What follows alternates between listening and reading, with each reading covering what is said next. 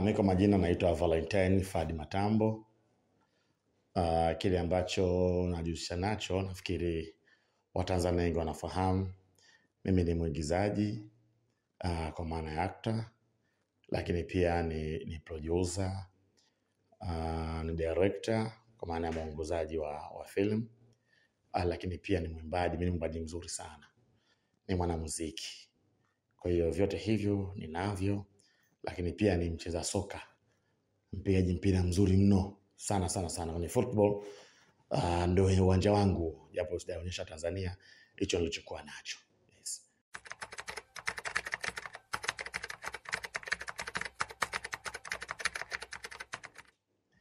Kwanza ni muda tu, lakini akili pia, namna gani ambavyo unaweza kutuliza akili, lakini namna gani ambavyo unaweza ukaweka muda wako. Unajua Mungu ametupa siku moja na masaa 24.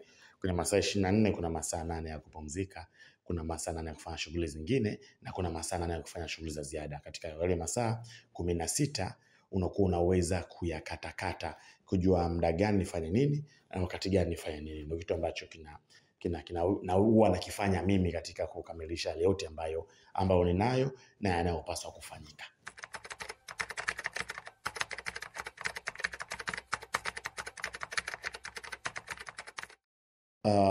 Mimi kabla sijaanza kuwa mwigizaji, kwanza kabisa nilikuwa ni mwalimu wa sanaa, lakini pia baadaye ndo nikaanza kuwa, kabla sijaenda kwenye uigizaji nikawa director kwa maana ya mwongozaji, alafu baadaye ndo rasmi nikaingia kwenye kuigiza. Ila kilichonivutia kabisa, kilichonivutia sana kwenye uigizaji ni namna ambavyo, cha kwanza kabisa ni kile ambacho nimezaliwa nayo, ni talanta ambayo ninayo.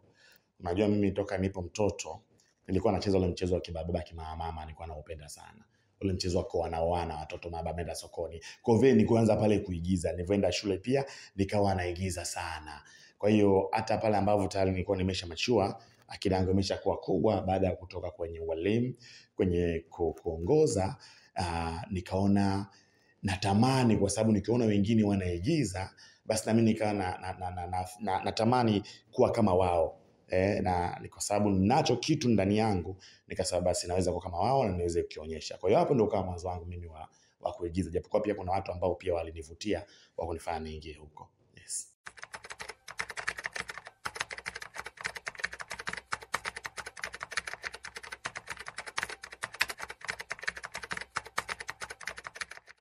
Okay. Wakati nikiwa mwongozaji, pale ambapo nimejua ukaondoa ile mchezo wa kibaba kimama na michezo ya shule, nikiwa kidogo nimesha machua, nikiwa mtu mzima sasa.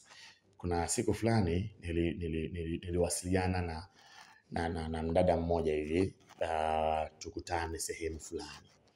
Kwa hiyo nikaenda kukutana nayo mdada. Lakini siku ambayo nilijipanga, ni first date, nilijipanga vizuri sana. Unajua tena zamani mambo ya Facebook haya. Nilijipanga vizuri kama nikakutana na huyo mtu. Sasa sehemu ndio tumekutana, ni sehemu ya wazi, lakini ni sehemu ambayo ni nzuri kweli kweli. Nilikuwa nimevaa vizuri sana, nimejipanga, nimevaa suruali yangu imependeza, ni pia koti yangu nzuri, shati yangu nzuri. Lakini nilipofika kwa yule dada na kukutana naye tu kwa mara ya kwanza, kumbe ile suruali iliyokuwa nimevaa ndani yake kuna mdudu anayeng'ata. Sijui kama alikuwa ni mende au alikuwa ni mdudu wa aina gani, lakini mdudu. Kwa sasa tushafika, nimeshakaa ndo najiweka vizuri sasa kuzungumza, yule mdudu akawa kwenye maeneo, kwenye engine ya mwanaume. Mdudu akawa anasukuma. Sasa pale sasa, kwa namna ambavyo watu walikuwa wananiona, ni tendo likawa tendo la aibu.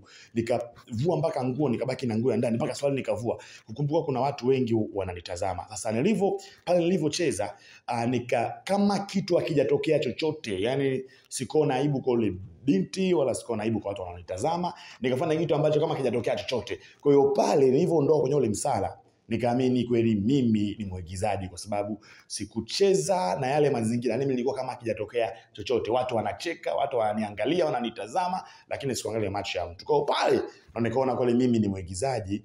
Kwa kama nimeweza kutoka hapa, basi naweza kufanya chochote kile sehemu yote ile mbele ya kamera.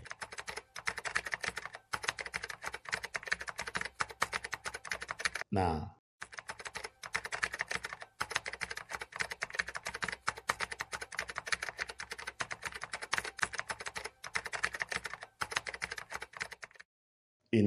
inakuwa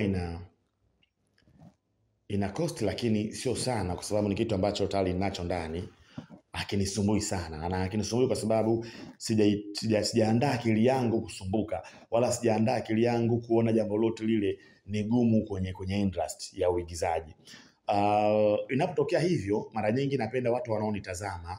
Mimi ni director ndio, na mimi ni kiongozi wa kujiongoza kwa mara ya kwanza, lakini kuna vitu vingine, kiongozi wa kwanza kwa hiyo kuna vitu vingine mimi pia nakuwa sivioni. Sasa ninapokuwa mbele ya kamera, vile ambavyo ninavijua basi huwa navitengeneza na kurekebisha, lakini mara nyingi naambia watu ambao wako pembeni, mfano kama DOP na watu wengine, huwa najitahidi kuambia wanaangalie wao zaidi. Kama kuna kitu nimeteleza katika ile misingi ya uigizaji, waweze kunisaidia, basi najirekebisha mwendo mdundo. Ila nikiwa nyuma ya kamera, wenzangu wanafanya, basi naongoza vile ambavyo inatakiwa naongoze kama sinema inavyotaka.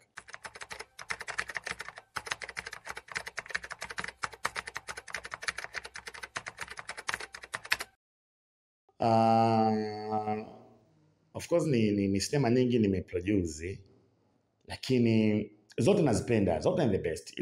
Ila ukiniambia niweke moja pale mbele, japokuwa nikiweka moja zinaweza zikawa nyingi. Nadhani kuna sinema moja inaitwa Beki Tatu. Ni sinema ya kawaida sana, lakini mimi inanivutia mara nyingi. Lakini pia kuna sinema nyingine inaitwa Kisasi.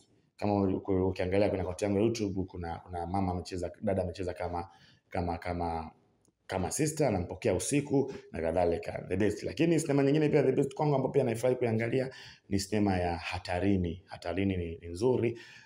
Ukija sasa kwenye series ambazo nimefanya, kiukweli series the best ni hii ambayo sasa hivi ipo kwenye mtandao sasa hivi ya Tapeli. Naiona nafurahia kwa sababu kila kinachofanyika kinanipa picha ya mbele zaidi. Kwa hiyo hizo ndo sinema zangu za kwanza kabisa ambazo ukiniambia nizitaje, basi nitazipanga katika namna hiyo.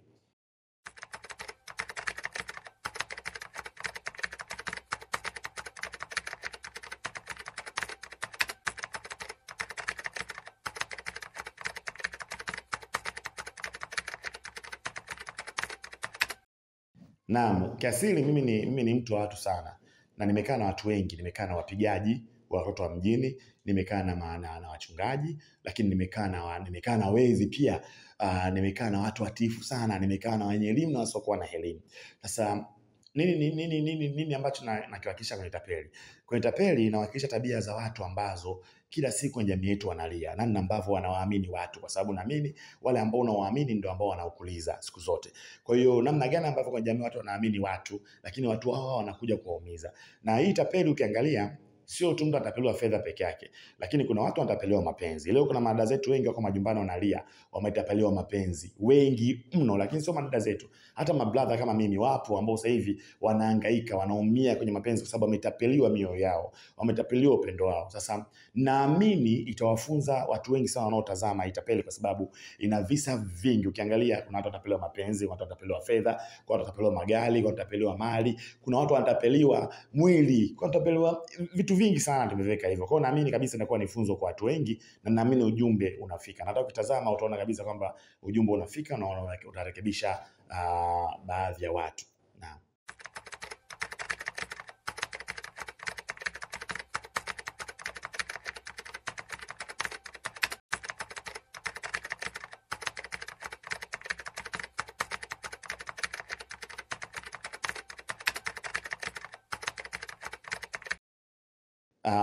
Na tayari kwa maana unamzungumzia Kulwa Kikumba, au maarufu kama Dude. Najua yeye alifanya Bongo Dar es Salaam, mimi nimefanya Tapeli. Ukiziangalia ni kama series, ni kama sinema ambazo zina maudhui ya kufanana, isipokuwa tu kwa sababu mimi nimefanya kwenye generation hii, kwenye kipindi hiki nimeweza kuboresha zaidi, kuweka na vitu vingi zaidi kuliko kipindi kile. Yawezekana ningefanya kwa kipindi kile, basi labda ningefanya kama vile, lakini kwa sababu unavyokuwa kila siku mawazo yanatanuka, kwa kipindi hiki watu wa mawazo yanatanuka zaidi, nimefanya katika maboresho makubwa. Kikweli mimi na Dude tu kuna mazungumzo makubwa, tushafanya mazungumzo tayari, isipokuwa hapo katikati kwa kuna mambo ya kuingia kwenye uchaguzi kwenye nchi yetu na makampeni hapa na pale. Kama unavyojua, wasanii walikuwa wanaalikwa kwenye majukwaa mbalimbali ya kisiasa. Kwa hiyo unakuta wakati pia na muda tulikuwa tunashindana nao sana. Kwa sababu sasa hivi nchi yetu imetulia, basi naamini mazungumzo yetu tafika tamati, na niwaambie tu soon tutamwona Dude kwenye sinema ya Tapeli muda wowote kuanzia hivi sasa, kwa sababu mazungumzo yetu yako vizuri kabisa. Dude utamwona kwenye sinema hii ya Tapeli, na humu asipoangalia atapeliwa na mamba kabisa Vasco da Gama.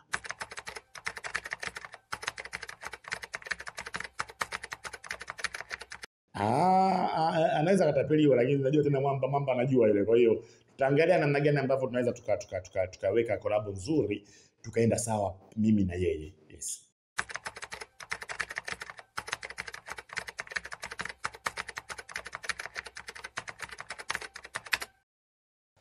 Kwanza kabisa namshukuru Mungu. Tunamshukuru Mungu kwa sababu tulikuwa tuna siku chache kwa ajili ya uchaguzi, kuweza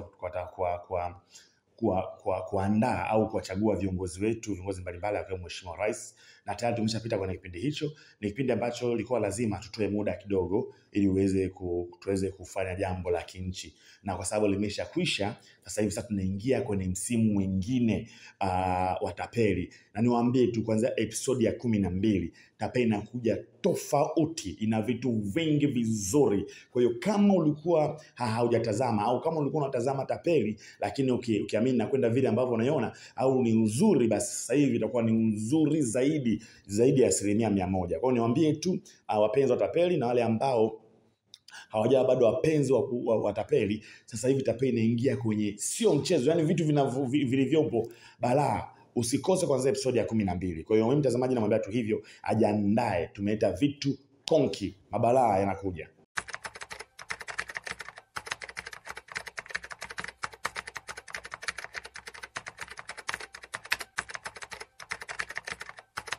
Unajua kwenye maisha yetu ni iko hivi. Kuna mtu anaweza kuwa mjanja sana eneo fulani, lakini kwenye eneo lingine akawa mjinga na mpumbavu kweli kweli. Ndivyo ambavyo tumezoea. Na unaweza kukuta mtu ni mjinga sana kazini kwake, ofisini kwake ni mpumbavu wa hali ya juu, ni mzembe, lakini akija nyumbani ni mkali kweli kweli. Na kuna watu ambao kazini ni wakali, mabosi wengi wakali sana makazini, lakini wakifika nyumbani ni wapole na ni wajinga kweli kweli, mpaka wanafukuza mpaka wazazi kwa ajili ya mwanamke, au wanafukuza mwanamke kwa ajili ya wazazi na vitu kama hivyo. Kwa hiyo mule nimejaribu kuonyesha tabia mbili tofauti. Huyu Tapeli ukiniangalia mtaani ni mjanja, na uweza nikazungumza na watu wakatoa mzigo nikawatapeli, yani maneno yangu kama matamu, nikawa mzuri kabisa mtaani. Lakini nikija kwenye swala langu la ndoa, yani kwenye ndoa yangu, mwanamke wangu ameniweka si kwenye chupa na kadhalika. Lakini mimi ni mtu ambaye mapenzi yananitesa sana kwenye Tapeli.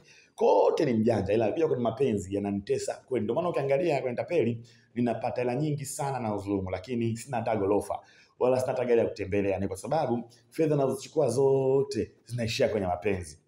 Kwa sababu mapenzi yananitesa sana. Na hiyo ni funzo, hakuna binadamu ambaye amekamilika. Huku utakuwa mweupe, lakini sehemu nyingine utakuwa nyeusi. Ndio ujumbe ambao nimeweka kwenye Tapeli kuhusu mimi.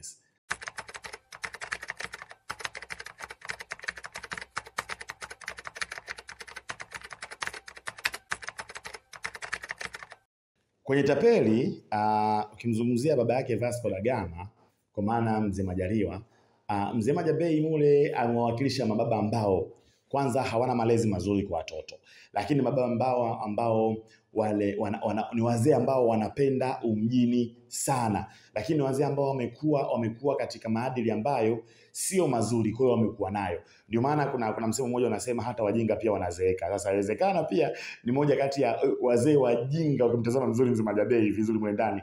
Ila tu kuna kitu kimoja ambacho pia mimi nimetaka kuwakilisha kwenye Tapeli, ni kwamba mtoto mara nyingi mtoto anamrithi baba mara nyingi sana. Na ndio maana wakati mwingine baba kama alikuwa ni fundi ujenzi, basi mtoto anakuwa fundi ujenzi. Kama baba alikuwa fundi mechanic, mtoto anaingia huko. Hicho kitu ni kitu kimoja kibaya sana, ndio nimekiingiza mule ili watu waweze kufahamu. Wakati mwingine natakiwa muombe Mungu sana. Kama wewe ni fundi ujenzi, mwanao asikae huko, wala mwanao asiingie kwako wewe. Mwache mwanao atafute kitu kingine. Sasa ukiangalia kwenye Tapeli, tabia za baba ndio ambazo tunaziona tabia za mtoto. Tofauti yao ni ndogo sana. Maana yake nini? Mtoto ameweza kurithi tabia za baba zote. Ndicho ambacho tunakiwakilisha mule ndani. Yes.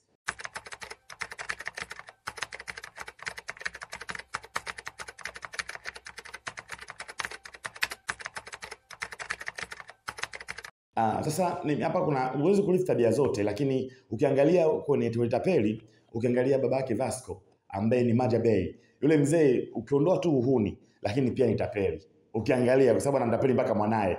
Yaani tapeli wa mapenzi, ndio maana nikasema kwenye tapeli watu wanatapeliwa vitu vingi. Ukiangalia anatapeli wanawake mapenzi, lakini anatapeli fedha kwa watu. Sasa mtoto wake pia naye ni tapeli. Umenielewa vizuri? Kwa hiyo ndio maana nakwambia mtoto amemrithi baba na baba kamrithisha mtoto tabia zake. Ndizo zinazowakilisha. Lakini kingine ninachokipenda kwa mzee Majabei ambaye ni baba wake wa Vasco, nampenda kwa sababu ni mzee fulani ambaye kajiachia sana. Alafu yuko kama mmemsoma vizuri, ni mzee ambaye kwanza amenyoka, yani akitaka jambo lake atafanya anavyoweza mpaka litimie. Huo ni msimamo wa wazee wengi sana wajinga. Yes. Nje ya sanaa mimi ni baba. Mimi ni baba, mimi ni mume, lakini nje ya sanaa mimi ni mtumishi wa Mungu mzuri tu. Naitwa Pastor Valentine Matambo. Yes.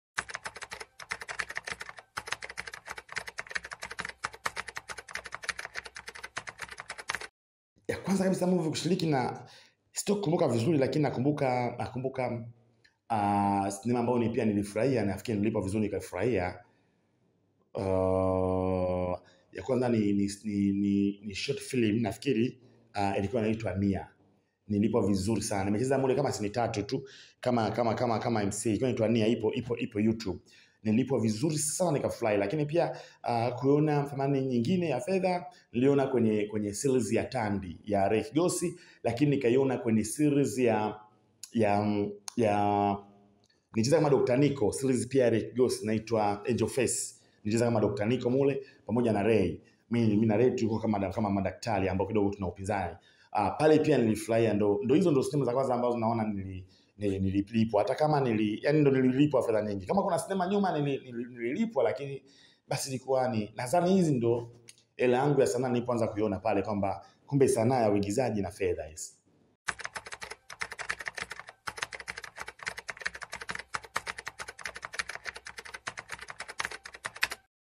Kwanza tapeli anashiriki mtu yote mwenye kipawa na mwenye kuhitaji kufanya na mwenye ambaye Mungu amemjalia na yule ambaye sinema itamtaka. Ila tu yawezekana kuna mtu anaona kabisa vipo tapeli mimi na fit. Au yawezekana ukaja Matambo Cinematic, usishike tapeli ukashike ni kazi nyingine nyingi ambazo zinakuja mbele.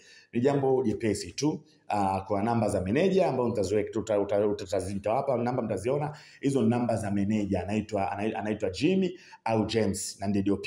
Ukiwasiliana yeye wala hakuna shida. Nafikiri ukiwasiliana naye ndio kila kitu kitaka tu vizuri. Mimi nikuletee watu na kuona huyu anafaa tufanye naye kazi. Sasa kupitisha yeye basi shughuli imeisha.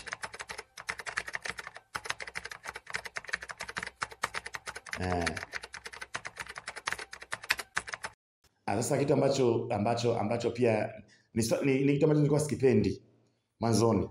Yaani mtu akiniambia unafanya Mzee Jengua unaona kama anatukana, lakini sasa naenda vitu watu wakishaongea zaidi ya watu 20 unaona kumbe hamna namna tu mwamba. Nafikiri inawezekana tufanani, ila tunapokuja kwenye uigizaji labda kuna segment ambazo zinaendana kati yangu mimi na yeye. Mungu amlaze pema. Kwa kweli marehemu hakuwa rafiki yangu wala hatuna ukaribu na karibu naye wote mzee wangu. Kwa tunakutana tunakufanya kazi mara chache, akiwa tukao kwa marafiki, tukao kuwa watu wa karibu wala kuwa ndugu yangu. Ila unaponifanisha naye nafikiri kuna segment fulani tu, ni kama nikicheza zile sini za hasira, ndio watu kuna kitu wanakichukua wanaona kama mbona kama namna gani nafanisha, lakini inabidi tunishukuru Mungu na nione tu sawa, ndafanyaje bana, ndio Jengua Junior tena hamna namna.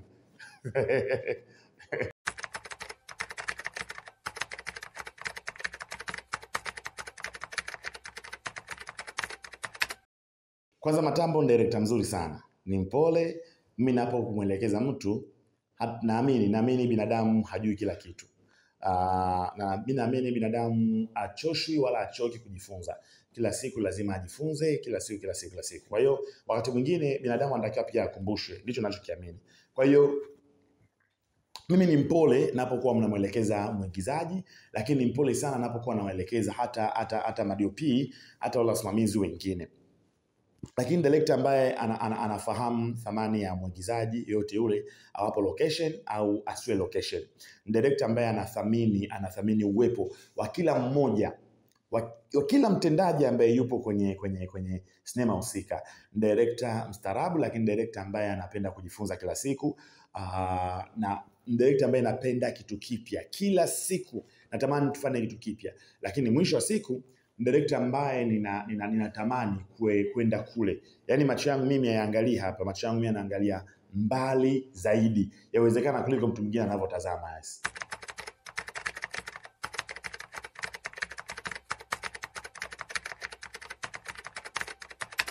Nidhamu, mtu akiharibu nidhamu, akiwa hana nidhamu nzuri ya kupendeza. Kwa sababu nidhamu, watu wanachukuliaga neno katika namna ya kawaida sana, lakini nidhamu ni kitu ambacho kizito kweli kweli, na ni kitu ambacho kinatengeneza msingi wa kufanya vizuri kwenye kazi yote ile, msingi wa kuthaminika, msingi wa kusogea mbele, na msingi wa kufanikiwa. Sasa mtu akiwa hana nidhamu kwenye kampuni yangu, huwa sitaji kuwa naye kabisa Matambo Cinematic. Naona mtoa kabisa kwenye timu. Kwa sababu gani?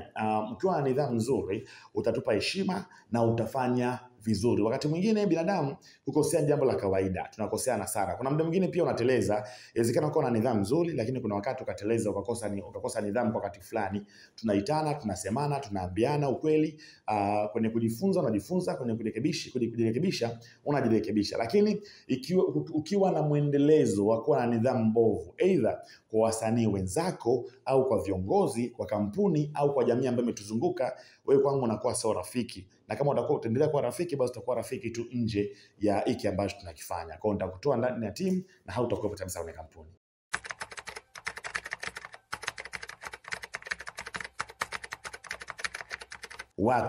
Watu ambao sanaa imenikutanisha nao ni watu wengi sana, lakini kwanza kabisa ni watu ambao nao sasa hivi kwenye timu ya Matambo Cinematic. Kuanzia waigizaji niliokuwa nao na watu ambao nao kwenye timu ya production. Ni watu ambao kiukweli Mungu amenibariki kuwa nao. Nawapenda sana na najivunia sana kuwa nao wote. Yaani kuanzia mtu wa sauti, director of photography, cameraman operator, watu wa writing na waigizaji mpaka location manager. Yaani kwa ujumla timu ambao sasa hivi ninayo ya Matambo Cinematic ndio watu ambao najivunia sana sasa hivi. Kuliko chochote, kuliko fedha, kuliko magari, kuliko nyumba, kuliko chochote kile. Kwanza najivunia hawa watu. Ukweli ukiniambia popote pale nitakapoulizwa najivunia nini, kwanza kabisa najivunia hii timu niliyokuwa nayo. Kweli ni timu nzuri sana, na naomba Mungu anibariki nayo tuweze kufika mbali zaidi. Naomba kabisa mjue timu yangu ninajivunia sana kuwa na nyinyi. Uwepo wenu kwangu mimi ni furaha kubwa sana. Kwa hiyo hicho ndio kitu ambacho mimi najivunia kuliko chochote kwa sasa. Mashabiki watapenda watategemea kuanzia leo wakati wote ule. Yaani kwanza unapoona interview hii, muda wote jua Tapeli inakuja hewani.